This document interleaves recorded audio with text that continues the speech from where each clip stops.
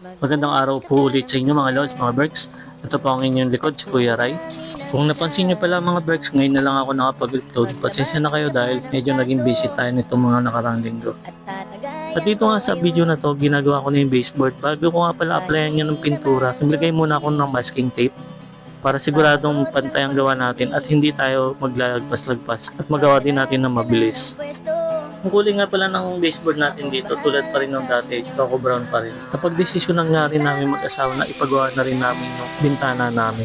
Kasi luma na nga at basag-basag na rin yung mga salamin niya. Wala ito nga si Kuya Mike sa si Jasper ang nagtandem dito sa pagtanggal ng grills natin.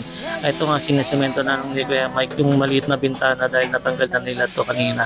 Hindi ko na lang din nakuha na dyan kasi nga tumulong din tayo kanina sa pagtanggal. At dito nga sa likod namin may makukulit na asong loob na tahulan ng tahulan.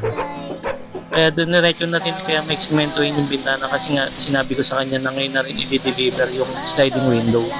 At sinabi nga rin sa akin na ngayon araw din ikakabit yun kaya minadali na rin talaga nila kaya Mike yung pagsisemento dito sa bintana. Bali dito kinakapunan, bumalik na dito si Kuya Perry para ikabit yung bintana natin. Dito nga nawala na rin talaga sa isip ko na mag-video kasi nga tinulong ko siya sa pagkakabit. Sa part nga na to, halos dito ko na lang din naalala mag-video, halos patapos na kami. Kaya hanggang dito na lang siguro ulit mga berks. Paalam!